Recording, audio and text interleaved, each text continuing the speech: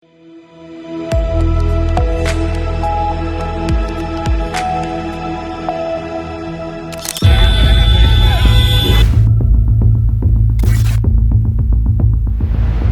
के विकास नगर में जो कुछ हुआ उसने एक बार फिर शहर की उस हकीकत को सामने रख दिया है जिसे अक्सर हम रोजमर्रा की भागदौड़ में नजरअंदाज कर देते हैं। जब भीषण आग की लपटें शांत हुईं और धुएं का घना गुबार धीरे धीरे छटा तो सुबह का नजारा किसी फिल्मी दृश्य जैसा नहीं बल्कि एक डरावनी सच्चाई जैसा था। जहां जिंदगी थी वहां अब सिर्फ काली राख, टूटी उम्मीदें और जलकर खाक हो चुका एक पूरा संसार पड़ा था। ये सिर्फ झुग्गियों का जलना नहीं था, ये सैकड़ों सपनों, मेहनत और सालों की कमाई का एक झटके में खत्म हो जाना था। जिन कच्चे आशियानों में कल तक चूल्हे जलते थे, बच्चों की हंसी गूंजती थी, वहां अब सन्नाटा है। एक ऐसा सन्नाटा जो कानों में नहीं, सीधे दिल में चुभता है। नमस्कार, मैं हूं रत्ना। सुबह जब लोग अपने जले हुए ठिकानों पर लौटे तो हर तरफ सिर्फ तबाही थी। कोई अपने जले हुए बर्तन उठा रहा था, कोई आधी जली किताबों में अपने बच्चे का नाम ढूंढ रहा था, तो कोई राख में दबे कपड़ों के बीच जिंदगी की कोई निशानी तलाश रहा था। कई परिवार अपने बच्चों के खिलौनों और कपड़ों को देखकर टूट गए। आंखों में आंसू ऐसे बह रहे थे जैसे आग ने सिर्फ घर नहीं बल्कि लोगों की हिम्मत भी झुलसा दी हो। प्रशासनिक जानकारी के मुताबिक इस दर्दनाक हादसे में 2 मासूम बच्चों की मौत की पुष्टि हुई है। बताया जा रहा है कि 15 अप्रैल की शाम अचानक आग ने विकराल रूप ले लिया था।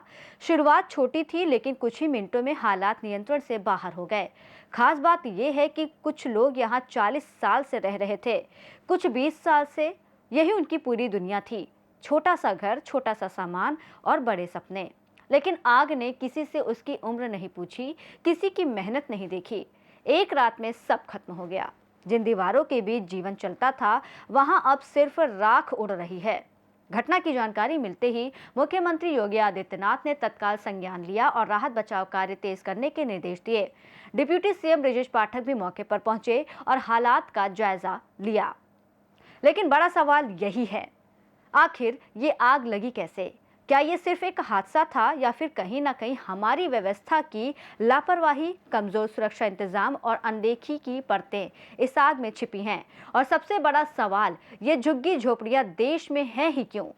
क्या ये सिर्फ अवैध बस्तियां कहकर खत्म कर दी जाने वाली कहानियां हैं या फिर ये उस सिस्टम का आईना है जहां लाखों लोग आज भी बुनियादी आवास, सुरक्षा और सम्मान से वंचित हैं?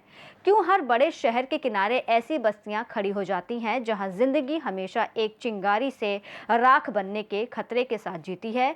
और कब तक हम हर ऐसी घटना के बाद सिर्फ मुआवजे, जांच और बयान तक ही सीमित रहेंगे, जबकि असली सवाल हर बार वहीं खड़ा रह जाता है, अनसुलझा, अनसुना और अनदेखा। कुछ आंकड़े आप भी देखिए जो आपके होश उड़ा देंगे।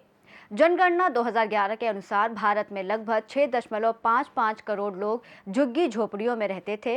ये उस समय की शहरी आबादी का लगभग 17% था, यानी हर 6 में से एक शहरी व्यक्ति झुग्गी में रह रहा था। उत्तर प्रदेश में लगभग 80 लाख से 1.2 करोड़ लोग झुग्गी झोपड़ियों में रहते हैं। ये संख्या शहरी आबादी का लगभग 12 से 18% तक मानी जाती है। यूपी के कई शहरों में ये अनुपात इससे भी ज्यादा हो जाता है। ये आंकड़ा केवल नोटिफाइड स्लम एरिया और मान्यता प्राप्त झुग्गियों पर आधारित था, इसलिए वास्तविक संख्या इससे अधिक मानी जाती है। कई शहरी विकास और अंतर्राष्ट्रीय रिपोर्ट्स के अनुसार झुग्गी झोपड़ी आबादी आज बढ़कर लगभग 8 से 10 करोड़ या उससे अधिक मानी जाती है। कुछ शहरी अध्ययन और नीति विशेषज्ञ इसे 10 करोड़ से भी ज्यादा बताते हैं, क्योंकि बड़ी संख्या में बस्तियां अनधिकृत हैं और रिकॉर्ड में नहीं आती। इसका मतलब यह है कि भारत की शहरी आबादी का लगभग 15 से 25% हिस्सा झुग्गियों में रहता है। शहर और राज्य के अनुसार यह अनुपात और भी ज्यादा हो सकता है। भारत के बड़े महानगरों में स्थिति और गंभीर हो जाती है। वही झुग्गी झोपड़ियों में आग की घटनाएं भारत में शहरी आपदा प्रबंधन की सबसे बड़ी चुनौतियों में से एक है। राष्ट्रीय आपदा प्रबंधन और फायर विभागों की रिपोर्ट्स के आधार पर स्थिति कैसी है, ऐसे समझिए। हर साल देश में हजारों आग की घटनाएं झुग्गी क्षेत्रों में दर्ज होती हैं। बड़े शहरों में औसतन हर कुछ महीनों में एक बड़ा स्लम फायर केस सामने आता है। कई मामलों में एक ही घटना में सैकड़ों घर जलकर राख हो जाते हैं। कारण लगभग हर जगह समान रहते हैं, बेहद घनी आबादी और एक दूसरे से सटे हुए घर, असुरक्षित बिजली कनेक्शन और खुले तार, गैस सिलेंडर्स का असुरक्षित उपयोग, आग बुझाने के लिए न्यूनतम पहुंच और संकरी गलियां, भवन सुरक्षा मानकों का पूरी तरह अभाव। वही सवाल ये है कि आखिर झुग्गी झोपड़ियां बनती ही क्यों हैं?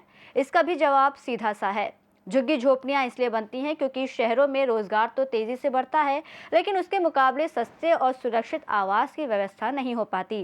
गांव से बड़ी संख्या में लोग काम की तलाश में शहरों की ओर पलायन करते हैं, जहां किराया और घर की कीमतें उनकी आय से कहीं ज्यादा होती हैं। और ऐसे में लोग मजबूरी में रेलवे लाइन, नालों के किनारे, खाली जमीन या शहर के बाहरी हिस्सों में अस्थायी झोपड़ियां बना लेते हैं।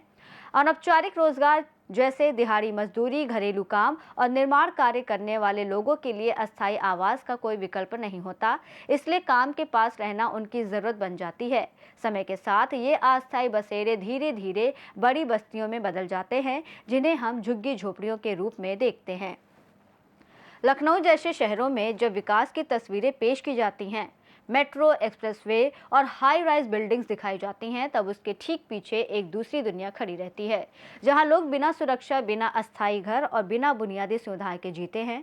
और हर बड़े हादसे के बाद सवाल फिर वहीं लौट आता है, ये झुग्गियां क्यों हैं और क्यों हर बार आग लगने के बाद ही इस समस्या पर चर्चा होती है, उससे पहले नहीं। जब तक शहरी विकास केवल इमारतें बनाने तक सीमित रहेगा और लोगों को सुरक्षित आवास देने तक नहीं पहुंचेगा, तब तक उत्तर प्रदेश के किसी न किसी शहर में ऐसी त्रासदियां दोहराई जाती रहेंगी। रिपोर्ट में फिलहाल इतना ही। देश और दुनिया की तमाम बड़ी खबरों के लिए आप देखते रहिए सी न्यूज़ भारत।